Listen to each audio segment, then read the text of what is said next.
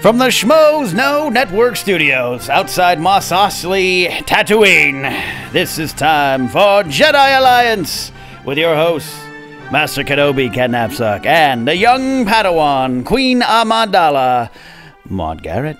Hey, Schmoville! How are you on this fine day? I love that we are coming to you from the Mos Eisley area of Tatooine, because it is that hot! I don't know what I said, but I said it. So it makes sense.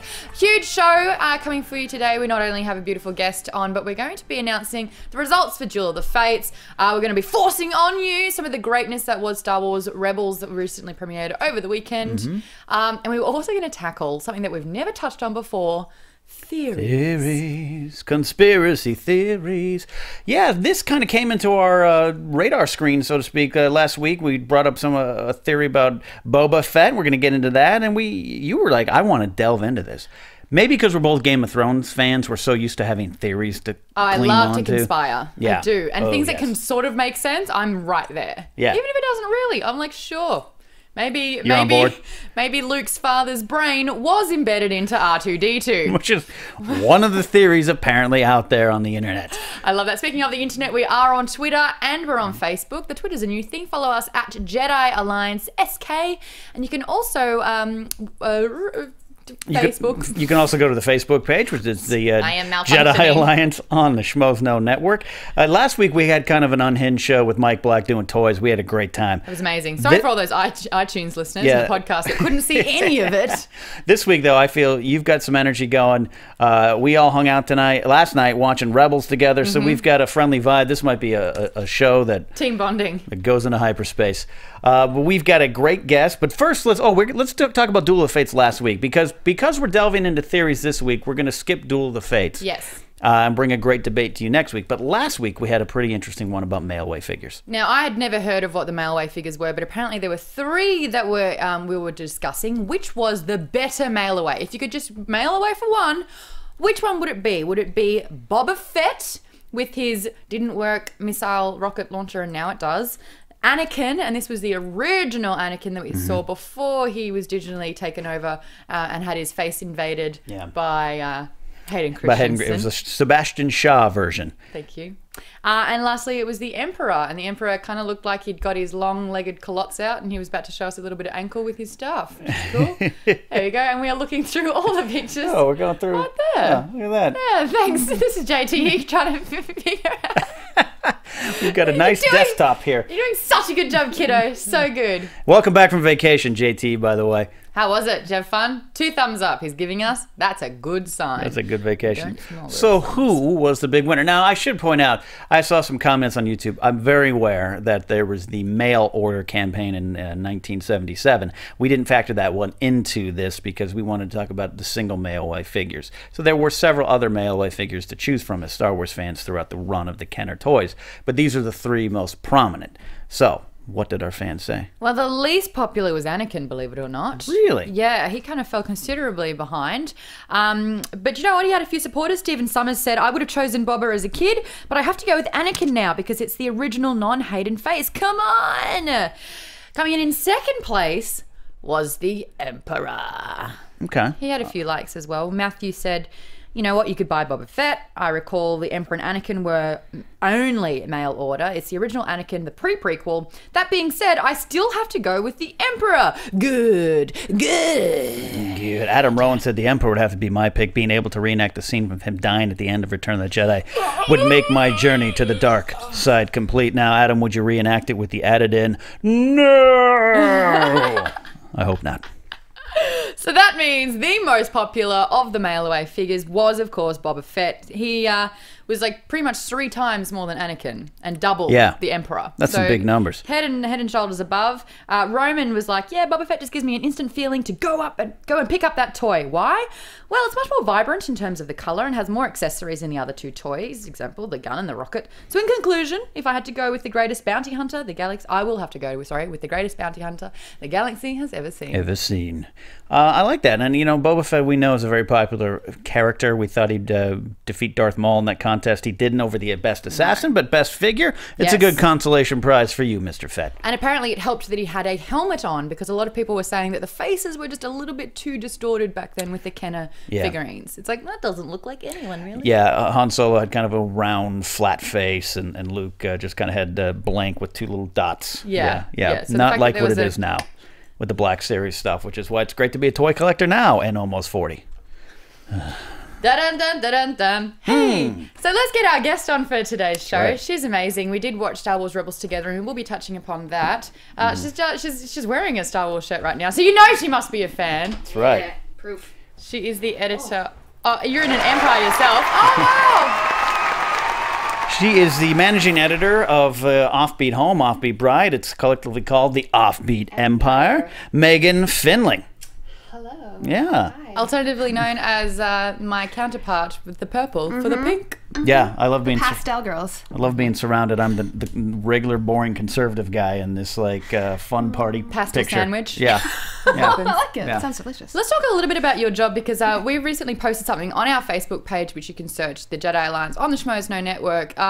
There were wedding invitations that were done very heavily influenced by Star Wars. Tell us about those. There were classy Star Wars invitations for a more civilized wedding.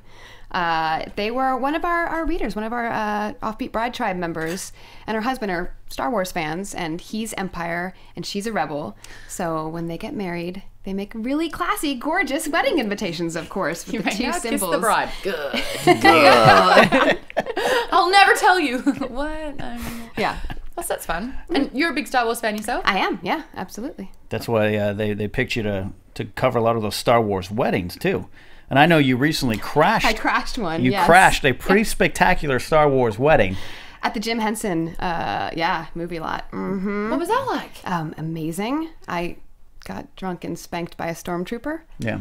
Yeah, don't let me crash your weddings, guys. I'm going to be incredibly inappropriate. I swear that's on my long list of things that I want to happen in my life before I die. He spanked me with a stormtrooper-shaped spatula. I forgot to, like, we got really meta with it. Yeah, there was a one picture came across your Instagram feed. It was like you doing things unspeakable to a stormtrooper, like in this like twerking kind of way. Oh yeah, I was Miley Cyrus. Yeah, it was that time of that when that was. When that was a thing. Yeah, it was, and you weren't invited to this wedding.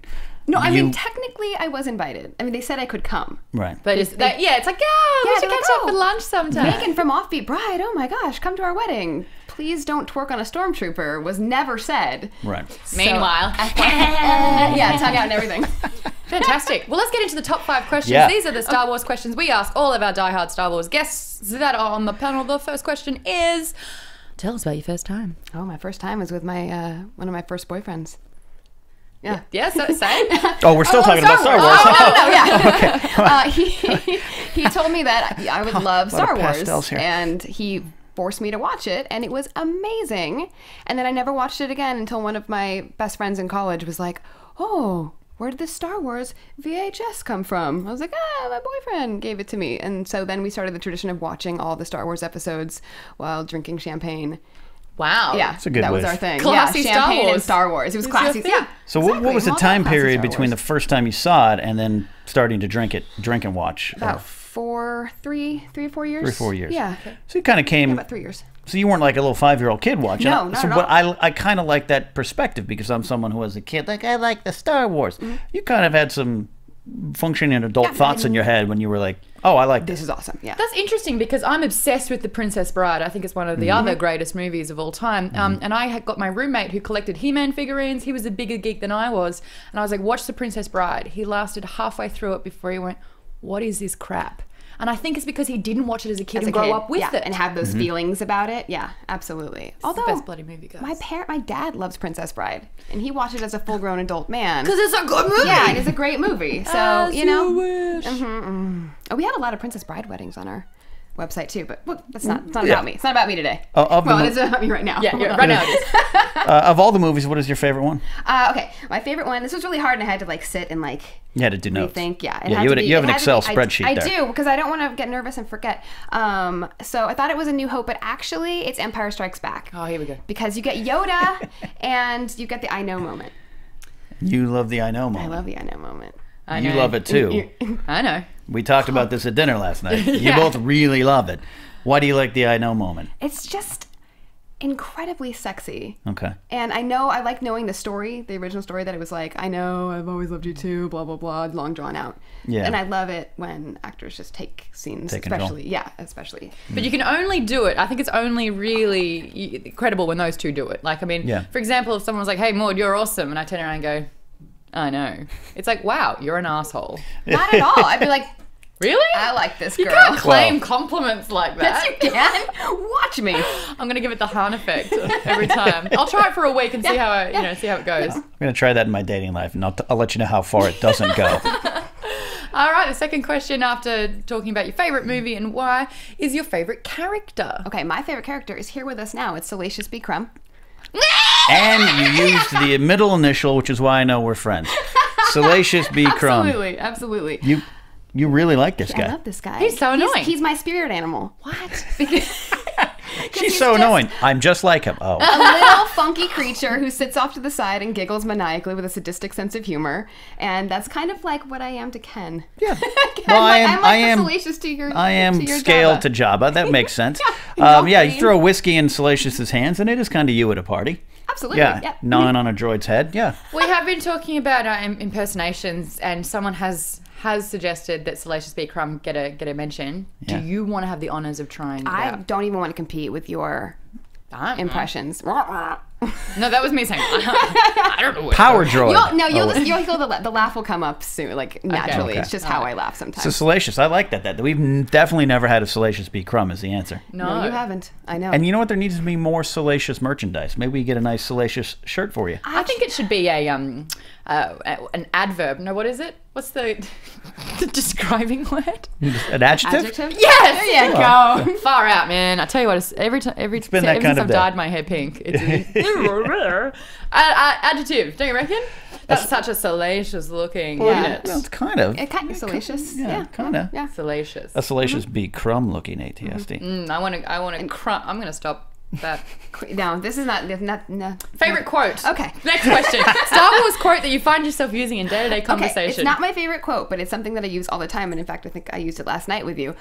When I'm in the car with that guy I married and we see a cop rolling by, we tell each other to fly casual.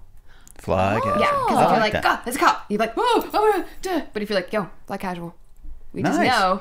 So you and your husband communicate via Star Wars quotes. That's very sexy. That's Oh, very good. Yeah, that's why I think the I know thing is hot. Yeah, absolutely. He knows. I know. Fly casual. I don't know, casual. Chewie. Fly casual. Yeah, Okay. it's our everyday Star Wars thing. I like Force that. power. Yeah, what Okay. would be your favorite force power? Is it one that already exists or is it one that you make up? I'm game for both. If you got both, Okay, I well- like to see someone make up a force power. Hey, this is our theories episode. I Yeah. mean, here's the thing. I've got like two answers for this. One is the one that I would want because I'm a lazy jerk. And I just want, yep, absolutely. Like every time I'm sick, I'm like, why don't I have the force? I really want a cup of tea. And your husband just says fly casual. And then the one that I think that I do have is my ability to sense crazy. My crazy force powers are strong. Crazy dar? Yeah, crazy dar. There's that a a force disturbance power? in the crazy force. Yeah.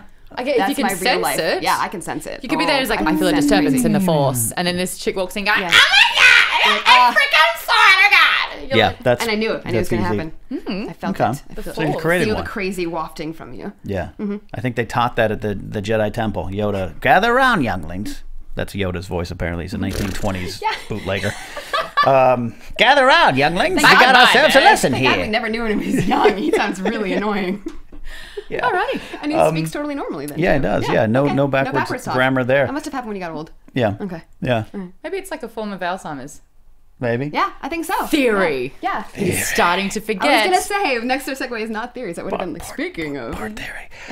We do have one more question in the top five, though. God, what is it? Yeah. Okay. If you had the chance, would you turn to the dark side of the Force? I already work for an empire, so obviously I would. I'm part of the Offbeat Empire. So you're already there. I'm already Despite there. your Leia shirt. Despite me repping the Rebels, but I did it for the theme of the show because we'll be discussing. Rebels. I got it. Yeah. Okay. So I still work for the Empire. Yeah. Yeah. Are you kind of the Darth Vader of the Offbeat Empire, or are you more the Moff Gerard, Governor Tarkin, I'm TIE fighter pilot? What I'm are just you? one of those poor souls that gets force choked on. Oh God, I'll do do it. Whatever you say. Apologize to your boss. Yeah. Sorry, Ariel. Darth Apology. Ariel. Apology accepted, Megan. Outstanding. Well, you've passed the test here. Oh, I can stay. You can stay. Oh, okay. You can stay. Awesome. By the name of Salacious B. Crumb, you can stay. Okay, cool. All right. So now it's time on the show where we go into Renewed Hope, which is this week in Star Wars news. Now, usually Queen Amidala takes reins and talks to her people, but this week do we have someone else? Yeah, someone on YouTube actually complained that they didn't really like my Amidala voice. Yeah. So I just thought we'd throw a spanner in the works. We'll go take a trip to the spice market. And I'm going to try a completely different person this time. Are you guys ready? I'm game. Let's go. Pull in the hat. What are we going to do? I'm going to go and become the Senator Palpatine. Senator Palpatine. Yes, this is before he turns. Before he turns. Well, he's technically still, one with the dark side, but this is while he's doing his whole bipolar thing. And Gotcha. he's, playing it safe. So yes, I sound really quite smart, but I have an overbite still. Alrighty, here are our stories. Is everybody ready? I'm ready, Palpatine. I don't know if I'm ready for this. Okay. We can finally confirm that there will be a Boba Fett movie. Nice. Cool. Thank you so much, Senator Palpatine. That's pretty cool. Look, this has been a rumor that's been going around for quite some time, but it is absolutely 100% confirmed. It's locked in, and it's been approved and confirmed, and I have even spoken to the source who's confirmed it. Yeah. AMC's very own John Schnepp. Yeah. Now, he's a friend of mine, and I read in an article on a Star Wars website very recently that it is him that has said, yes, absolutely, a Boba Fett movie is getting written. It's in the works. I can completely confirm this. I will never share my source, but it is very, very legitimate. Now, he says that it's going to be written by Lawrence Kasdan. Yeah. If you don't know who Lawrence Kasdan is, he's written Empire Strikes Back, Return of the Jedi, and Raiders of the Lost Ark. So this guy is a very, very clever, and he knows his stuff. The premise of the movie, though, is not going to be an origin movie because we've seen that. That was what Attack of the Clones was. That's the whole Jenga Boba kind of deal, and we know what was going on there. This is more of a how he came to go from a boy to one of the most successful bounty hunters in the entire galaxy. Coming of age transition story then. Coming of age. Okay. With jazz hands. No casting has been confirmed yet, but I'm really excited for that one. I love the fact that they're doing this Boba Fett movie. Kasdan is kind of J.J. Abrams' right-hand man right now, running a lot of things through the Episode 7 factory. So it makes sense that he would get his hands on this very important, complicated character. I know they don't know who's the director, Gareth Edwards, or all the other guys, Josh Trank, they've been looking at all that kind of stuff. So I don't know, but are you excited, Megan, for Boba Fett to stand alone? No. No. You've got Fett regret. I don't like Boba Fett. Oh! I know. Serious Is it something? time. Is it something he did to Salacious? I know. Well, yes, actually. No, I just don't get it. I don't get This it. movie could make you get it. Yes, maybe this. Like if I see Boba Fett doing something. Is that what you think? So Yes. In the movies? Yes. I'm curious. This Boba is Fett great. I never stood out to me as somebody like that I care. Everything. Yeah, died like a chump. That's true. Them fighting words. Boba Fett we died think like a he chump. died. I mean, Oh, an yeah. expanded universe he crawls out, but Yeah, we'll see if that what becomes I know, 'cause canon. I have not explored that- the expanded universe. I'm like, oh, this guy shows up, doesn't really do much, dies like a chump, moving on. I never thought about him again. And then all of a sudden, everybody's like, I love Boba Fett. He's the coolest guy ever. I'm like, It's because of his helmet. It's Look, because- he's even got like either a crab claw or a velociraptor's head on his helmet. He does. What is that? It's a little radio antenna, yeah. You know what? Don't wreck this for me, okay? Okay, it's a crab hand. Does it get Wi-Fi? Because that might be cool. Yeah, so if he gets Wi-Fi. he gets So, all Wi-Fi, right, yes. so I kind of like that perspective, though. I'm It's not a I'm not little a Fett different. fan. Usually people are tripping over their tongues to Yeah. express That's their love why for I don't Fett. understand it. I'm like, I feel like I'm missing. I'm got to be missing something. Well, you picked up on how great Salacious B. Crumb is, so I don't know what you're... It's obvious. Look at him. Oh, boy. You know, the worst part is there's so many clever people watching this that every one of these is going to be made into a GIF somehow, Yeah. and I never want to see that. Yeah. But you're very That clever. face that you just made. What about you, Maude? You excited for a Boba Fett movie? Yes, I am. I Okay. think that this is a character. I think there's quite a few characters that have a chunk, like decades of timeline that we can explore, and this is one of them. Obi-Wan, after he left Luke on Tatooine, what he did then, was he the old hobo Ben, or did he kind of do more stuff? Right. I mean, what I'm reading in A New Dawn is that he kind of was AWOL. Disappeared, yeah. Yeah, so I don't know what happened. Anyway, those sorts of things. Okay. Story number 2. You ready? I'm ready. Do the voice.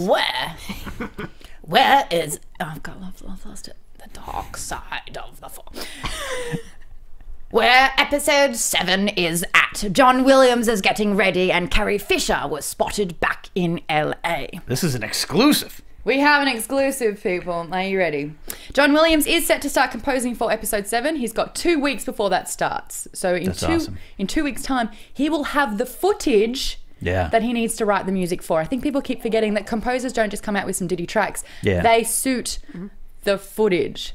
I think Ep 7's nearly done. Yeah, I think we're getting there. I think that's what's happening. Absolutely. Right now. And that, of course, we know Williams is back, so this is his final, maybe his big last hurrah to really make an impact with something new. I'm so glad he's back. No one else could do Star Wars. No. He is Star Wars and Raiders and Jaws and etc. But and all that stuff. Yeah, and I'm looking at the picture right now. You know, Jurassic Park, all the great stuff he's done, E.T., everything, Superman.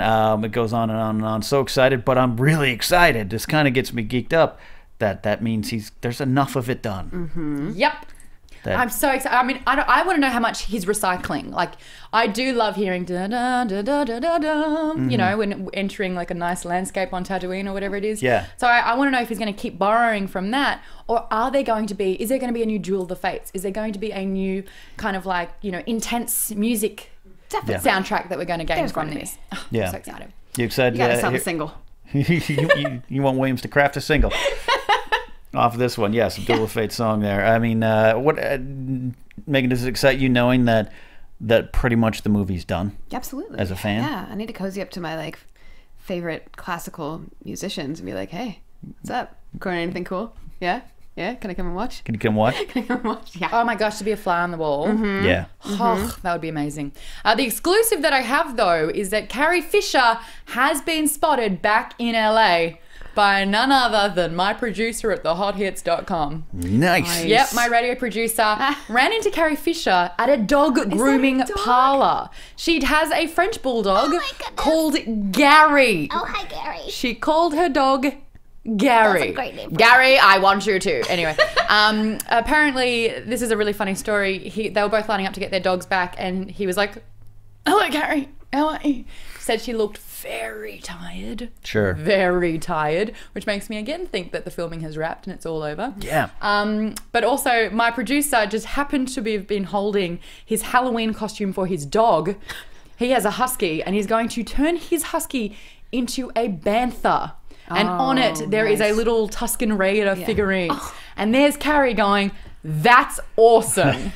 Bonding moment right there. So she's back in town. I think she's back here. The dog's getting groomed. I have a feeling she's not going back to London. And that, of course, opens up a lot of speculation on, well, is her character dead? Is the filming still going and she's been sent back? Was she wrapped early? With all that kind of stuff. So let it begin, the speculation. I'm also looking forward to Star Wars trying to explain to everyone how plastic surgery occurs in the outer realms. Hey, you know, if you read New Dawn, we're going to review it next week.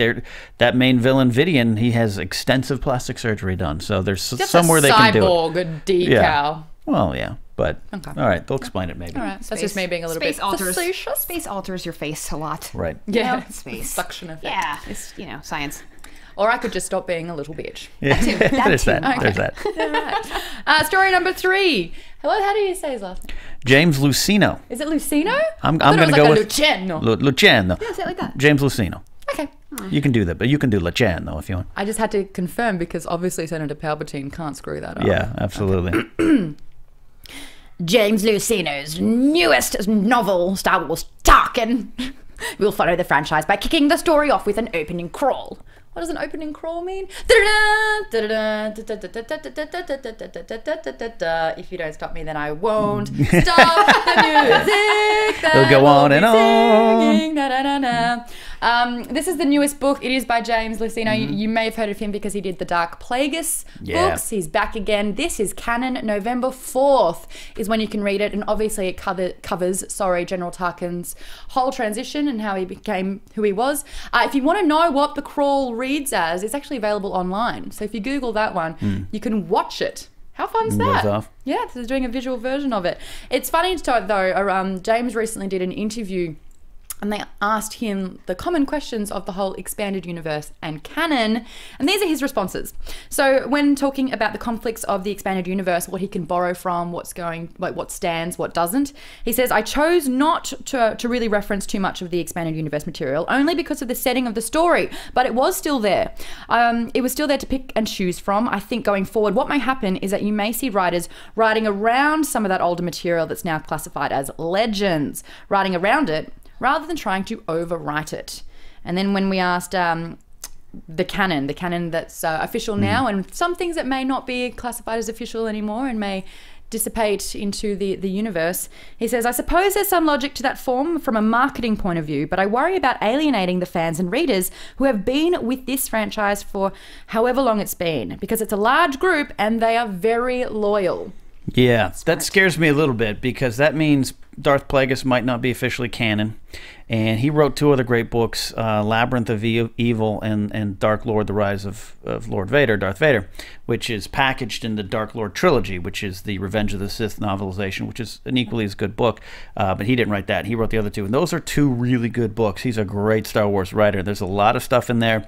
The Dark Lord, The Rise of Darth Vader book, it goes into him learning to walk 4 weeks after he becomes Darth Vader. That's right, Franken Vader. Kind of pays that off a little bit, and it really kind of filled in some details. If that doesn't count, I think that's what he's kind of referencing here. I think it's almost like if this whole that's not canon anymore. It's like Disney walks up to him with his manuscript that he's poured his whole soul into, and they just rip it up, and they're like, "Sus, buddy." Yeah, that's kind of a fear. Now, Megan, I know you're not a big expanded universe fan. We've talked about this. But I like your perspective as someone who's just a film girl. Right.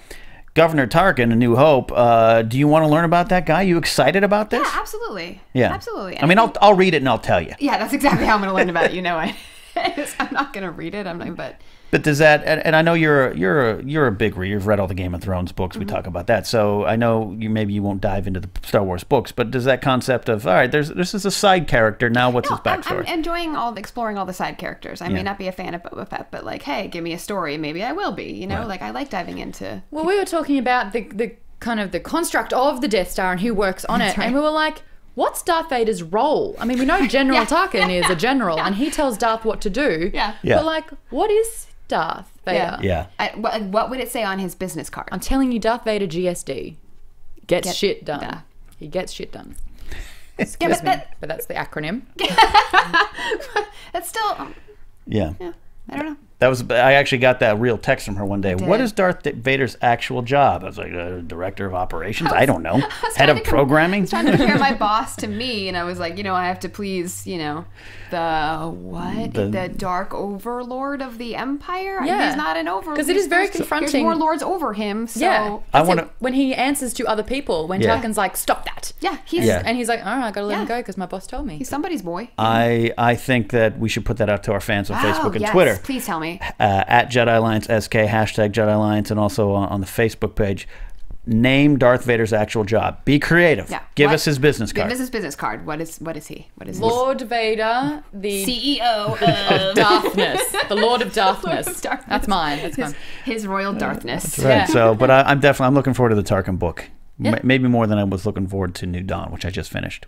I'm halfway through it. I cracked out about 30 chapters over the weekend. And we're going to review New Dawn next week with Christian Harloff coming on the show. Have a little Star Wars book club. And I've just seen it sitting on your bedside table. Yeah. So that's I don't know why you're in my room, but JT's laughing back there. What's going on? It's what made me laugh. So let's move things on to theories. This is the part of this particular show that we're really going to focus on. These are kind of different. What was my tweet that I did, which I thought was quite clever? I don't know. Well, you put up different theories, conspiracy theories, schemes. Schemes. That's right. Schemes. Character developments. Things that you think may have happened that no one's really spoken about, but it just makes sense. Yeah. So we've got a bunch of those that you guys have written in on our Facebook page, which is by searching Jedi Alliance on the Schmoes Know Network. If you haven't given that a like, we are close to 2,000, and at 2,000 we get you back on the show. Yeah. Should we go through some of these theories? Absolutely. I'm excited to delve into the Star Wars. Doesn't have as many of these theories out and about and as open as, say, a Game of Thrones, Song of Ice and Fire franchise type of thing, which fuels, I think, George R.R. Martin's writing. Is what theories can I create that people uncover? We spent 20 minutes talking about Jon Snow's parents. Yeah, at dinner. Spoiler alert. Yeah, spoiler alert. R plus L equals J. I would like to see more of this talked about in Star Wars, so I'm excited. Let's delve in. What do we got? All right, so the one that got 14 likes, because I asked you guys to kind of like the ones that you agreed with or wanted to hear more about, thanks to Sean Thurston, who did this one. He said, I just read a fan theory about Boba Fett being the one that killed Uncle Owen, Aunt Beru, and the Jawas while tracking down R2-D2 and C-3PO. I think the Stormtroopers killed the Jawas. Okay. Because they lined up the Tusken Raider tracks not in a single file. So I think that was an oversight that Stormtroopers would have made, not Boba Fett. Right. But let's think back to Tatooine at their house and how they were found. Yeah. They were fried. They were on the ground as if they were crawling away, and they were burnt to a crisp. That is a flamethrower. There was smoke. There was fire. That's a bomb. Yeah. That's not what a stormtrooper can do with an uncivilized blaster. And beyond just saying that, well, how they died or how that looked like they died, it factors in. The thought is, well, Boba Fett was there. He's was on Tatooine at the time. Yeah. Because in the, now extended footage, but original footage, when Jabba and Han have their weird confrontation at the landing bay, Boba Fett is there. So he's at the scene of the crime. Then it factors in more, I'm sure you remember in your favorite movie, Empire Strikes Back. What does Vader say to Boba Fett? What was this, a quiz now? Yeah, it's a quiz. I need him alive. I need him alive. He's no good. Disintegrations. He's no good to me dead. But the disintegrations, which means he is an expert at obliviating. And that maybe some subtext, Vader going, remember what you did last time. Don't do that again. But they needed to die, though. Well, but Vader's like, hey, you can kill them. Just don't fry them to a crisp. Yeah, right. But that's what he was saying. Vader said, I didn't want Uncle Owen, and those, I knew those people, and you killed them. Yeah. That's what the subtext is. So he's telling Boba Fett, don't do that again. Just go get Han. Don't kill him like you did. Need him extra crispy. Right. Right. So how plausible do you think this theory is? Very. Yeah, no. Yeah? There's evidence in the movies. I'm with you. Exactly. Like plenty. I'm with you on this one. The crime scene. On this one. On this one. The placement of the culprit. Right. And then the dialogue. That's a trifecta. Dun dun. Guilty. It's a Triforce. It's a Zelda Triforce of guilt. Let's do that. That's all she needs. Hey, I think it was power, courage, and wisdom behind that attack. And maybe this standalone movie will shed some light. Dun, dun, He'll get the mission. Maybe Joel Edgerton comes back, you put some makeup on him and make him look a little older, and then you kill him off in a standalone. He already looks a little older. It's been, what, 12, 13 years? Yeah, right. There you go. All right, there you go. And the Tatooine sun ages you in weird ways. Two suns. Double the damage. Which is why Obi-Wan goes from like a mid-30s Scottish guy to a very old 65-year-old British guy. It happens. So you're on board for this one then? Yeah, I'm on board for this one. Yes. Maybe not others. Yeah, maybe not. Let's get to those. All right, Freddie Daniels. He says, I heard a theory where the Emperor didn't die after being thrown by Vader. Does anyone think this could be legit? Maybe he's still alive and keeping the Sith ways alive as well. Sean actually jumped in on that and said, I read about this theory also, but I don't agree with it. While we didn't actually see the Emperor die, we did see the effect of him being thrown into the reactor. There was that explosion that caused a vacuum, and Vader had to brace himself from getting pulled in as well. Although if he did manage to survive, I would agree that he would have plenty of time to escape before the Death Star exploded. Guys, I have heard rumors that the Emperor hasn't died and he will be a feature in 7, 8, and 9. Spoiler! Well, sorry. It doesn't work when you say it's not so much a spoiler as it is a prediction or theory. Sure. Okay. But the Kermit hands can work here for spoilers. Look, I personally don't want this to be true. I want him to be dead. If he shows up in Ep 7, I want it to be with a holocron. Did Maul die when he fell down without his legs? No. No, exactly. But I believe Palpatine blew up, and that's why that evil energy came flying out. Yeah, he blew up. He blew up the whole Sith, and it all got bigger, and he's still reigning. But he's, if he could still reign in the Senate with a deformed face looking like a skilled mullet fish thing. skilled mullet fish thing. I think I combined a couple of words. Skilleted... No, I'm not sure. No. I don't know. I just heard mullet and fish. I heard a mullet fish too. Maybe, Megan, would you buy into this theory more if it was a case of the Emperor is dead, became a spirit ghost, but much like, say, a Lord of the Rings kind of Mordor thing, he's coming back into power like Saruman. That's because it's happened before. Saruman, whichever one it is. Sauron. So maybe Sauron? Say ceremony? Yeah. Salacious? I'm not a fan of somebody actually didn't die. I'm not either. Because we're doing that now with Boba Fett too. Okay, great. whatever. Nobody dies. Nobody dies. Nobody He can kill anybody. knew that he was the only person in the whole galactic empire that knew how to cheat death. Well, again, yeah, you're right. He knew That's how a to good not point. die. He learned from Plagueis. Yeah. how Even to- if he was like, he'd be like, activate Sith powers. Activate I- not yeah, dying powers. I think that's what he has to say. Yeah, it's like a yeah, button. No, that's a great point. good point. That's a Okay, great point okay. because he spent his whole life learning from Plagueis, and then after killing Plagueis, mastering the craft. So yeah, okay, I could see that if that's going to be the justification they use. Palpatine has not died. That's my theory. We're moving over to Twitter, and if you are following at Jedi Alliance SK, you can be a part of that conversation. We have Brock Rowe, who has said Palpatine said that Plagueis originated metachlorian manipulation for the Chosen One. Now, this means, you know how like the Force is like it's just a part of, I don't know, who did a really, Freddie in Rebels, which we'll talk about, did a really good explanation of the Force. But there's metachlorians kind of everywhere, and whoever has a high metachlorian count becomes a Jedi. They're saying that Plagueis and I think even Palpatine has established a way to manipulate the midichlorians to put them and concentrate them into one person. And that's who became the Chosen One, which was Anakin. So they created him. Now, I think that this is also quite true because we know that Shmi said there was no father. Yeah. Anakin Immaculate was an conception. immaculate conception. Yeah, when I was in the theater seeing Phantom Menace and it happened, we all yelled, "Darth Vader's Jesus!" Yeah. Like collectively as an audience. I think this one is more than plausible. I think it's almost canon. Because in Revenge of the Sith, I'm sure you remember, you love Revenge of the Sith. No, I don't. Okay. I've blocked all that from When my mind. Anakin and Palpatine have that scene, and has anyone told you of the tragedy of Darth Plagueis the Wise? That's canon. The book, whether or not it's canon or not, I don't know. We'll see. Lucino's book, Plagueis, goes into that, and I think without a doubt, they're saying, hey, by the way, Palpatine's saying, I created you. You're mine. Yeah. Yeah. I absolutely think that's true, and I think maybe that could be explored more. Maybe not in Ep 7, 8, or 9, but maybe in a comic book, maybe in a The book. fact that Anakin had a metachlorian count that was So off the charts. so much more than Yoda. Yeah. Yeah. I think Right. that can only be a manifestation that was done through, not the means of the Force. Through science. Yeah, or through power. We can build it. Yeah, exactly. And he created a clone army. Why can't he create a this Jedi one guy army? who's super awesome at being a Jedi. I There love you go. theories. Yeah. All right. I think that one, Brock, is very plausible. I almost consider it canon. I've got one here from both Eric and Mick. They kind of say the same thing. Trying to avoid Ep 7 news. But this is a theory. And that is that the Emperor is back and his apprentice is going to be Luke Skywalker. Who's Luke Skywalker? He's evil Luke that was created from his decapitated arm. So they used his arm to create, like in The Fifth Element, all they had was her arm. Yeah, just and they build it. Yeah. created her from that. So Yeah. they make another, so there's like, it's kind of like real Link and Shadow Link for all my gamers. There's going to be the bad Luke and the good Evil Luke, Luke? and they can face off against each other. Dark Luke. No? What are you I'm telling you, if that shows up in the theater in December 2015, I might get up and leave the theater. Yeah. Luke, I might go with you. Cyborg I might go Luke? with you. Yeah, no. Yeah. No. his No. arm is real, the rest is cyborg? I don't want to see. Luke, I am your arm. Yeah. No! I don't.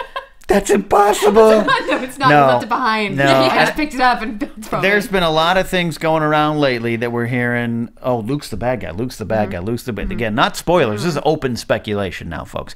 Rumors filter out, but no one's really confirmed that. But would you want to see Luke as the bad guy at this point? Like father, like son action. See what I mean? And I also- didn't. I always said I wouldn't be like my father. Now I am. That's what they say. When you get older, you just kind of become like your parents. Yeah. And there's nothing you can really do about it. And then sometimes you just become a dark, A dark Sith Dark Lord. See the Lord, battle. The yeah. battle's like a mirror kind of image, and he's like, I know all of your moves because I am you.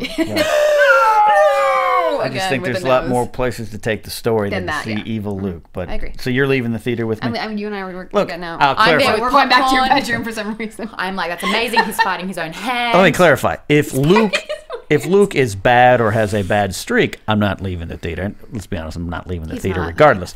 I'm a little Maybe the seventh hyperbole time here. you watch the movie, Yeah. then you'll like out of protest leave. He'll like pause. I'm being a little epitome of hyperbole break. here from my Brian Regan fans. But I just don't want to see two Lukes. I don't want to see evil Luke and good Luke fighting at it's like a bad 1960s Star Trek episode. Nope. It's also like a really cool 90s video game. Yeah. Which is why I'm on board. Actually, wait, maybe now I'm on Monster. Yeah, you two with your pastel hair. Get out of here. Stick around and watch Clone Luke. It happens. One last one we're going to tackle. Stan Wilkes has said, I think R2-D2 is a secret rebel spy. He didn't have his memory deleted in Revenge of the Sith. And in the start of episode 7, Leia... hold on, sorry. 4. Someone can't read Roman numerals. In the start of episode 4, Leia doesn't have the secret plans. R2 does. She just sends it along to Obi-Wan. So if JJ could explore this a little bit further, then it would be awesome. You're going to go one more from that and say not only R2 is a rebel spy, but so is Chewie. The mighty Chewbacca. I love this theory going around. It's another one of those. Look, we were talking about it at lunch here. What would you say this theory really is? It's just a cover up for the what are they called? When things aren't the same. Continuity. Yes, it's a continuity thing. I can't read Roman numerals. She said it a lot better. I don't know words. Yes, to cover up continuity issues created by George Lucas himself. Yeah. He did a lot of that with with a lot. Yeah, of someone that. was like, "Why in A New Hope then does Uncle Owen look at C-3PO and not recognize the droid he's had for like 10 years with his father?" Getting older. Yeah. Yes, Chewbacca and Yoda had they worked together in Revenge of the Sith. During Order 66, Yoda cuts off the clone troopers' heads, and Tarful and Chewbacca take him to safety. Yep. Meaning Chewbacca was pretty high up. It wasn't just some like Tarful going, "Hey, you Chewie, come with me." No, he was someone of importance. And Yoda said, knew all about Order 66 and knew all of what was going on. He knew what was going on. Yeah. So flash forward to New Hope. Yeah, we learned at the end. I've listed it as one of my favorite moments of the prequels is when you learned that R2 didn't have his memory wiped, which meant the whole time he knew everything and he just shut his mouth. So R2's got the plans. I like it when droids shut their mouth. Yeah, shut your mouth. R2's got the plans. Right. He knows where to go find. Like, no, get in here, 3PO. We're taking this escape pod and we're going to go find this hermit. Why would he know that? Because he knows everything. The theory then says even further when Obi-Wan says, because this is always kind of like people are like, why did he say that in A New Hope? When Obi-Wan says, I don't seem to recall owning a droid, the theory actually says that's Kenobi going, hey, shut up. Shut up about it. Dude, we have a plan. Yeah. So there's that. And then in the meantime, they go to Mos Eisley Cantina. It's remembered more for meeting Han Solo. But what happens first? You were saying that Obi-Wan was talking to Chewie. He went right up to Chewie. Yeah. And I met this guy Chewbacca. He's gonna give us a ride. He's got the ship. He's the pilot. I know where we need to go because I'm in on the plan. Yeah. The eagle flies south at noon. Yeah, totally. Exactly. Yeah. And so I think the theory is kind of fun. I think the theory is completely to cover the fact that Lucas was like, oh yeah, he had his memory. He didn't, and Chewie was there. Yeah. Marketing. Buy don't worry about it. Buy new Chewie figure. More things. Makes sense. But you know what? I can get behind it and have a little fun with this. Well, that's what theories are. Right. They're good. Are you excited to hear maybe that Chewie's a rebel spy? Oh my god, so excited! Yeah, it's made my day. No, I was like, oh come on. That's why I said continuity issues. Blah blah blah. Let's get some hot dogs. I agree with that. Flip the legs. Well, there are theories. I'm so excited about all of those. I just love hearing them. There's a few that are a little bit out of it, and I'm like, you're high. But still, I love hearing them. Yeah, and I know we did not get into a lot of Episode 7 speculation, folks. That's just because that's what it is. It's Episode 7 speculation. Yeah. And I myself, as a Star Wars fan, just kind of want to see the movie. I want to decide for myself if I'm going to leave the theater or not. But if you do want to hear some of the Ep 7 theories, jump onto our Facebook page. There is one there by Andrew Slatton, who has said a Gwendolyn Christie perhaps theory about her role, and it goes into that. So definitely keep that discussion happening there. That's what it's for. Yeah, absolutely. And look, there's a lot more. We could spend a lot more time on theories. Again, it's fun to delve into. So go ahead and continue the conversation on Twitter at Jedi Alliance SK or the Schmoes Know Jedi Alliance on the Schmoes Know Network. That's a mouthful. We might have to shut that down. 4 times out of 5, I don't get it. Yeah. Never tell me the odds. Keep adding. Keep the conversation going. Talk amongst yourselves. It's been fun reading all your theories and your speculations for Episode 7. And believe me, as we get closer to Episode 7, we will be addressing what we think or want to have happen in that. Now it's time to get forced on with you guys. Over the weekend on Disney XD, you would have noticed that there was the premiere episode of Star Wars Rebels. It's got a particular name. What's the name of it again? Spark of Rebellion. There it is. Yes. Sparky. There's the crew. Hi, guys. Of the Ghost. Now, there was a sort of a double feature episode, so it was 45 minutes long or so? Yeah, but basically 2 back-to-back episodes, 22 minutes each roughly. It was slapped together to kind of form one, much like they did with Clone Wars, which they actually released in the theaters. This one they just put as a special event movie on TV. This is where we meet the crew. This is where we kind of get to know Ezra, who is our down-and-out little street rat that looks surprisingly like someone who Megan will fill you in on. And we've also got some feedback from you guys that you wrote on the Facebook page and Twitter. But let's talk about, do we do a spoiler recap or do we kind of keep it a little bit safe? We'll try to keep it as be warned for possible spoilers is what I'll say. Little Muppet flail arms. We sat together as a team yesterday and watched this over at my cantina, and we had fun watching it. Overall, I enjoy it. What do you think? Okay, so we're going to talk about the highlights from the episode. It may not be kind of related to the plot line, but the sound effects, guys, are so good. Yeah. I had a little bit of a geekgasm when I heard that first TIE fighter. She did. It was fun to watch. Yeah. Oh, I was like, there it is. That's amazing. I love it. Yeah. There are a lot of kind of nods to Die Hard fans. Yes, this is kind of skewed for the 10-year-olds. Kind of. But yeah, but there's a 10-year-old in all of us, really. That sounds really bad if you think about it. Let's move on. But what I did notice is that they had payoffs for the fans. So it's like, yes, I have to sit through a kid's cartoon, but I'm going to really enjoy when you bring up, things from the movies or characters or phrases or whatever it is. So I appreciated that one. I loved that there's 2 women in this, technically. Sure. One's a Twi'lek, the other one's a Mandalorian. Yeah. And they kick ass. Yeah. Hera is the Twi'lek, the green Twi'lek. She flies the ship. She's the wash of the Firefly crew. And then you've got Sabine, who is an explosives expert. Yeah. How fun was that when she just cool. blew stuff up? Yeah. And so they've got such grit, these characters. I think everyone kind of has a little bit of a cliched role with that, which we'll go into, especially with Ezra, which has been used before. But let's remember that Disney has bought Star Wars. It was very obvious with this character. A lot of people were commenting about it, but you hadn't seen those comments yet. So no, not at all. It filtered into your brain naturally that you thought he was. Jedi Aladdin. Yeah. The moment he started stealing things, I was like, gotta stay one step ahead of the lawman, one swing ahead of the sword. Yeah. Even his catchy phrases and the way, He saves someone, he saves a merchant, then ends up stealing from him anyway, and the guy's like, hey, what are you doing? And it's like, I steal only what I can afford, and that's everything. Yeah, it was definitely there. On our Facebook page, though, someone has actually put up a photo of Ezra and Aladdin, and they could be brothers. Yes. Yeah. That's when it was like, hi, Disney, how are you? Okay. Yeah. Same nose, same hairstyle. It's Aladdin. Yeah, it is, absolutely. The other big comparisons of that, it is the Firefly crew. It's on a ship. The picture that we had all together, Zeb is Jane Cobb. Is that his name? Jane? Yeah, Jane. Who's the the rough kind of I'll punch first and ask questions later kind of thing. You've got Zoe, who is Sabine, like the badass. Wash is Hera.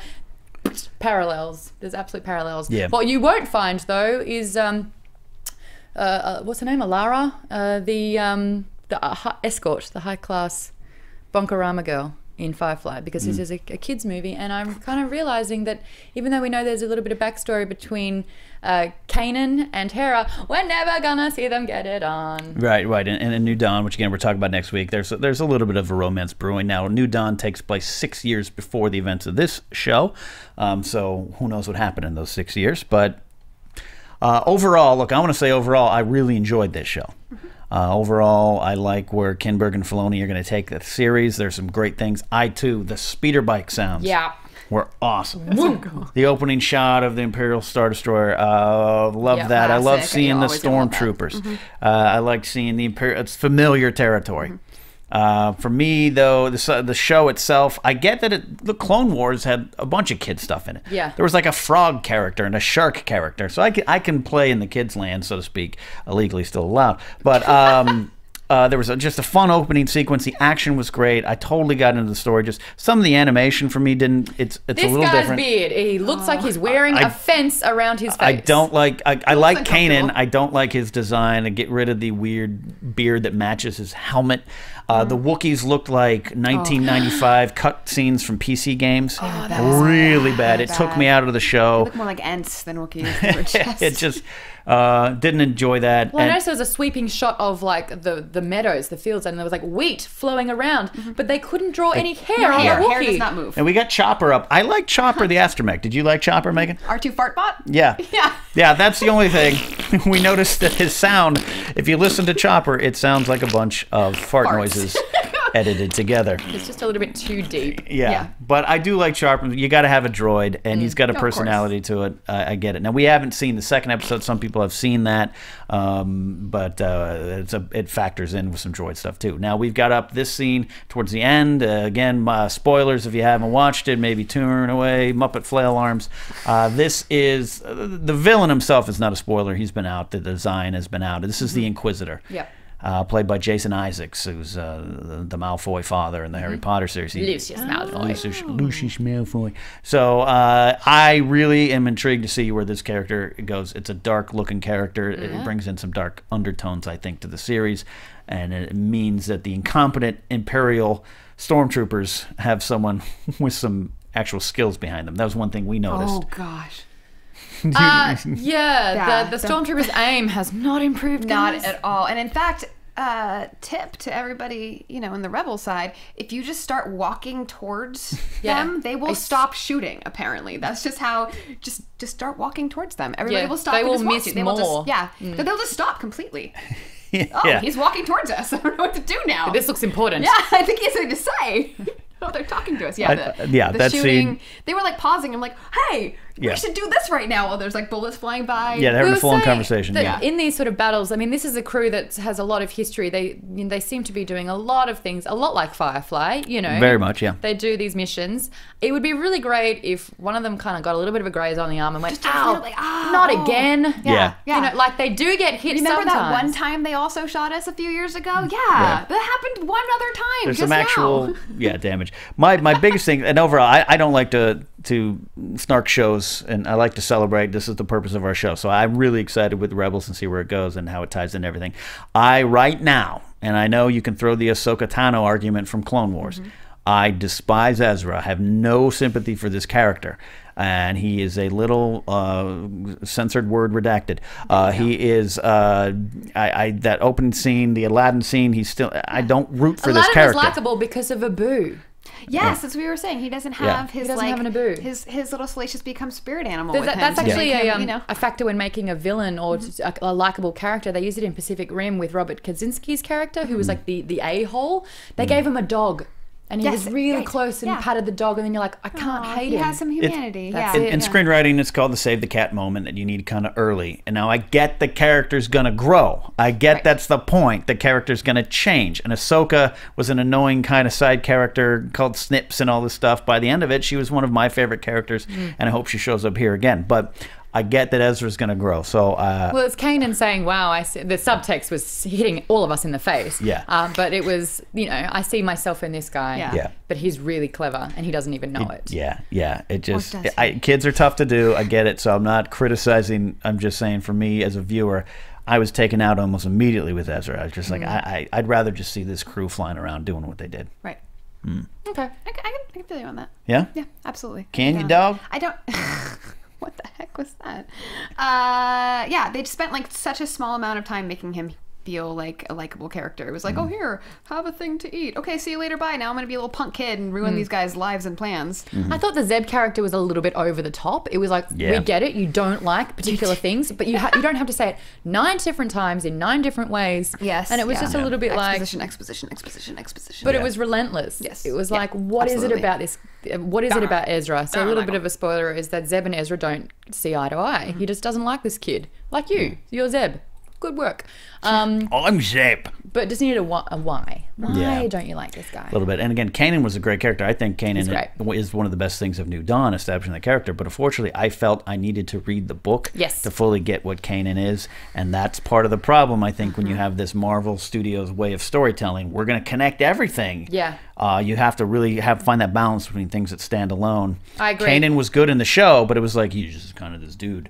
And I think Freddie Prinze Jr. is doing a great job. That's a great character. Agree. In the book, it was much much more of a, and I get books are much more fleshed out characters. I get that, but I felt I needed that to absolutely. I recommend reading the book before you go in as well, because otherwise these characters can be very, very two-dimensional. It's great knowing their backstory. Like these little quips of dialogue between Kanan and Hera, you get it more because they've had a book of adventures together. History. Yeah, as somebody who hadn't read the book, I felt like, should I know these people? Is there, did I miss it? Is there another episode I should have watched? But the book is not pitched towards kids.